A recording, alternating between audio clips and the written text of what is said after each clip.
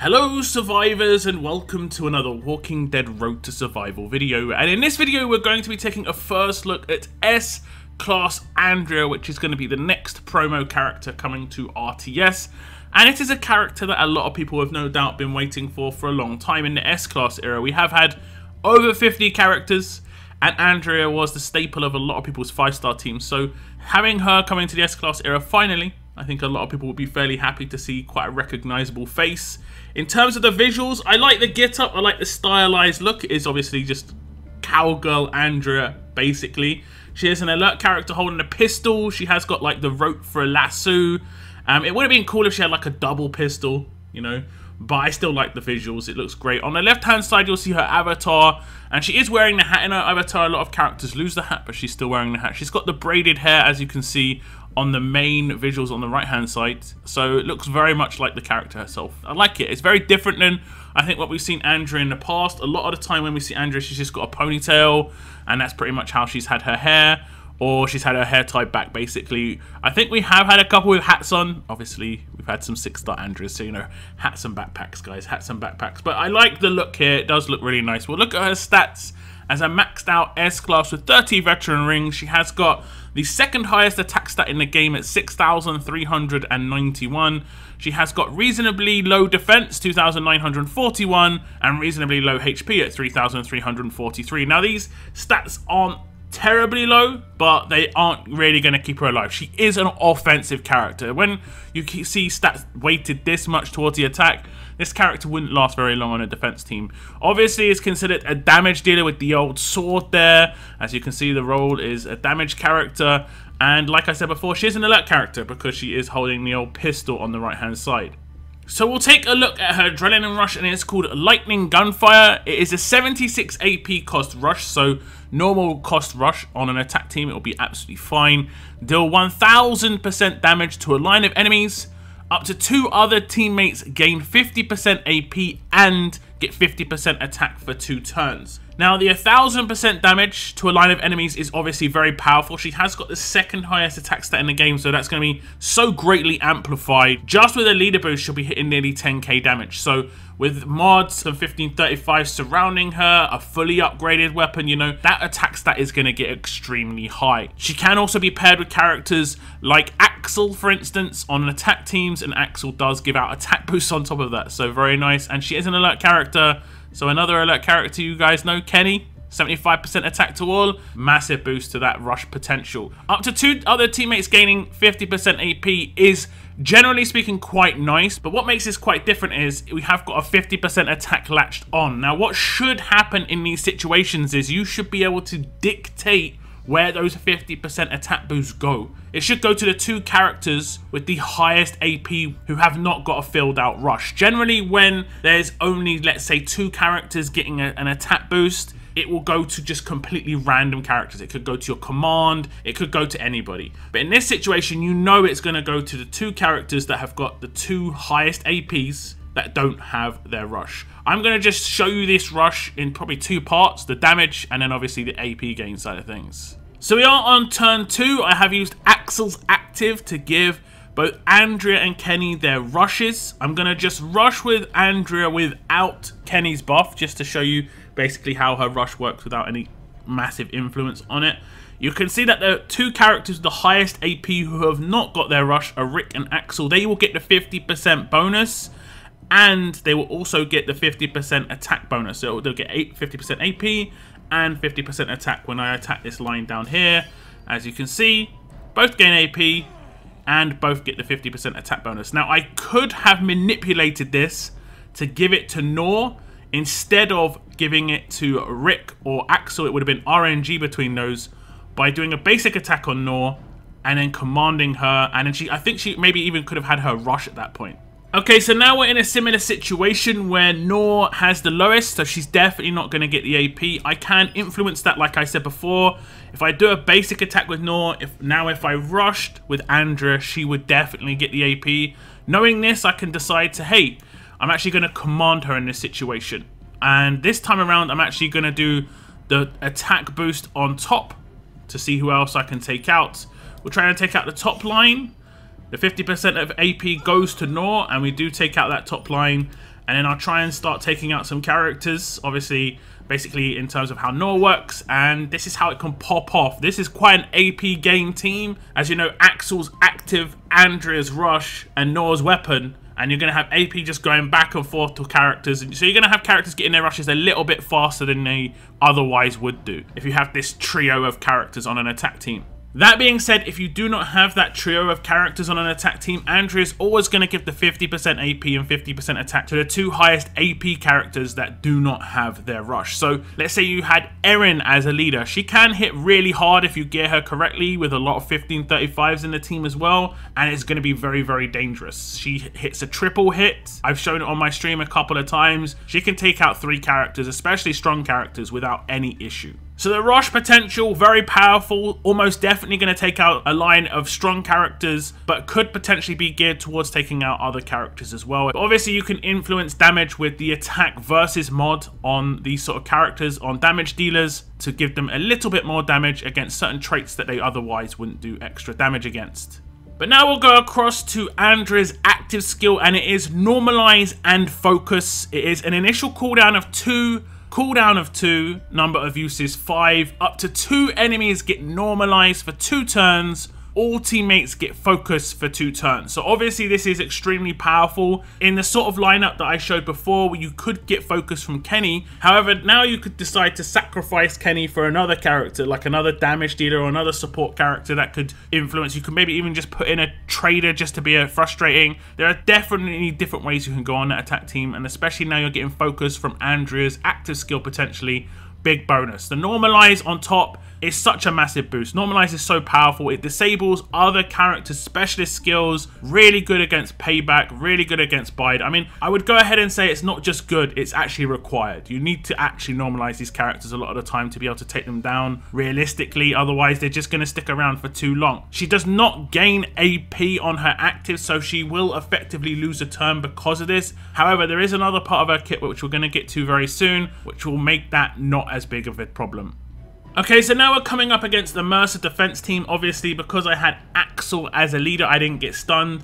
Axel is kind of bugged right now because it's only working for 1 turn instead of 2. It definitely should work for 2. I should still have stun resist right now, but I do not. If we select Shiva and I do my active, however, with Andrea, you can see that she is going to get normalized. This means that her payback no longer works. It makes it very, very powerful. It also means that Rick's no longer works, which means there's no longer a command in this situation. Now what will happen is, generally speaking, you'd have Princess do her active, she'd get her rush, and then she'd be commanded to rush, but now she can no longer be commanded. I can then basically give away AP to other characters, and I can focus the Payback character freely without any thoughts of any risk of being taken down in that situation. We are going to go around and start taking out other characters as well, because you know how Noor is. She likes to take out other characters. So of course, a very powerful active skill, just as you all know. Normalize is very important for attack teams, and I will be honest, I think that was kind of missing from the Axel attack teams in terms of what they were requiring, was a normalized character that was going to be doing a bit more damage. I think we haven't had an alert character that does more than 1. We do have the Gentleman, which is obviously a 1 character normalized, not the greatest. We also did have AJ who could have fit on that team, but I like the synergy of Andrea on that team a little bit more, mainly because of her rush and how the AP gain dynamic is on that attack team. Now she has also got a specialist skill which we're going to check out, and it is Cutthroat. This means that whenever Andrea deals damage against a character that is under the effect of a debilitating status, they will deal 100% extra damage. This is included with rushes, so the potential damage output is insane. And obviously on those attack teams you just saw me use before, the situation is of course that Axel can just confuse someone with a basic attack because of his base weapon. So you can hit Cutthroat quite easily compared to, let's say, other teams where they don't have so much control early on. So we'll check it out first turn. If I can hit a confuse with my weapon from Axel, you'll see that the specialist skill of Andrea lights up. You can see it just has the knife through, I don't know, it's just a knife and the dash 2. And if I do attacks with other characters, you can see I'm doing pretty reasonable damage, but then when I attack with Andrea, it's a 3k basic attack hit. That is huge amounts of damage. Andrea is offensively built in this situation, but that's huge. It's also going to work with the rush. Now what we'll do is we will command her because we do not want her to get destroyed by this payback character behind. But you'll see this sort of damage output that she'll give against someone who's got that debilitating effect. 21k. Now, Rick is a tanky character. I have got him tanked out here, and that's a lot of damage. He didn't have any defense down. She didn't have any attack up. She was just, that was her base rush. 21,000 is a lot of damage, of course. So this will make taking certain characters down a little bit easier. The tanky characters, I'm talking about like Georgia. While Andrea will already do trait damage against Georgia, she's going to do amplified damage on top if she has got, you know, cutthroat potential. And the same if she came up against a trader, if he did not manage to resist, you know, the taunts, the stuns, one of these things, impair, confuse, that rush is going to be so heavily amplified. If she's got an attack boost on top of that, these all multiply with each other. The potential is going to be outrageous. The attack rating she would hit in those sort of situations. I don't think there's really any character in the game that would be able to survive it, but it would take a little bit to get everything going. Having characters that have debilitating effects on their weapons, their actives, their rushes, even their specialist skills, because you do have confounding, for instance. I think that Noor does have a stun on her actives, so it would combo with this very well. If someone doesn't have stun resist, you know you're guaranteed to hit the stun, but also you're guaranteed to get follow-up damage on top of that. With Andrea, that's going to just be so massively boosted.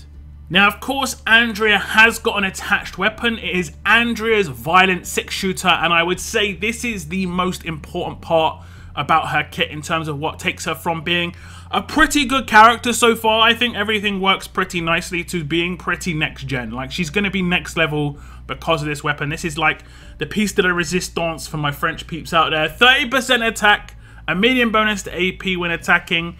At the start of every turn, this character recovers from impair and gains 30% AP. I managed to hopefully keep that under wraps before when you saw me playing the gameplay. It means that turn 1 she's going to gain 30% AP instantly, which is 23 when she's got a 76 AP rush. With Rick on top with an 8% weapon, it was 30. With a medium bonus and doing a basic attack from a huge leader, she was getting a natural turn 2 rush because turn 2 again she gets another 30% AP. Now if she was to miraculously get impaired, she's not really going to come up against tough characters too much. It would cleanse the impair first, then give her 30% AP. So she's always going to gain that 30% AP. The only potential she's got to not really have enough for a natural turn 2 rush it's if she got massively AP drained the first turn, which is, there is of course potential to actually happen. She is an attacking character, so she doesn't matter too much that she's a window. And that's why I said before, it doesn't matter so much that her active isn't giving her AP. She's still going to get a natural turn 3 rush if you use her active turn 2. You could command her turn 2 after using her active to just obliterate a line. And what's a big bonus on top is, because her rush gives 50% AP to 2 other characters as well, effectively it's 3 characters now getting natural turn 2 rushes, which is goes from like very good just for her, and then now it's just like next level that she's giving 3 characters natural turn 2 rushes. So I'm going to attack my Mercer friendly defense team as I gear this up. We're going to just do the bits and pieces that we would do otherwise. As we can see, we're going to get the bonuses. The attacks are going to rain in. Nobody attacked Andrea. She didn't gain any AP from being attacked. And as you can see, natural turn 2 rush. That's with a medium bonus to AP on attack. This is where it gets next level. Obviously, we've got the debilitating effect up top, but we also have a payback character behind. What I'm going to do is I'm going to just do this on the payback character. This is what I did before. And you can see now it's a natural turn 2 rush for multiple characters. This is exactly what happened before, but you didn't realize it was turn 2 potentially. And the potential here from this character is, it's kind of just insane, the amount of, you know, damage she's going to bring to the table. And you can take out teams naturally turn 2 in certain situations, especially Mercer teams.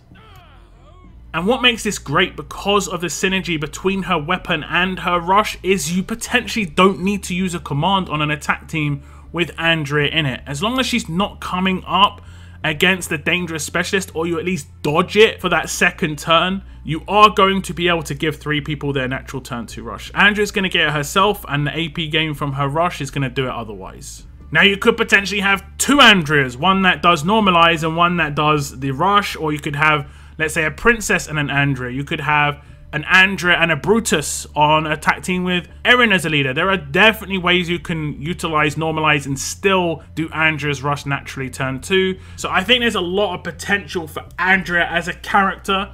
I love the synergy between mainly the weapon and the rush. The active not getting AP gain is not as much of a problem now. I think this character is really well built all round. She is extremely powerful and she fits into those Axel like speed teams really well. I can see there basically being effectively auto teams coming out with Axel as the leader, because you're not going to risk against Mercer there. You're just going to easily be able to obliterate it. There's no risk against a lot of strong defense teams as well, because no stun potential for the first 2 turns, well, at least when Axel gets fixed. So very powerful kit all round, guys, and I like this character a lot, and she's going to be doing huge amounts of damage. And like I said, you potentially could have an attack team here where you don't have a command, which is really nice. I like her a lot, guys. Do tell me your thoughts on this character in the comments. Are you happy with how Andrea has turned out? I know she's a fan favorite of a lot of you guys. That is the end of my video. I want to thank you very much for tuning in, and as always, keep on surviving, guys.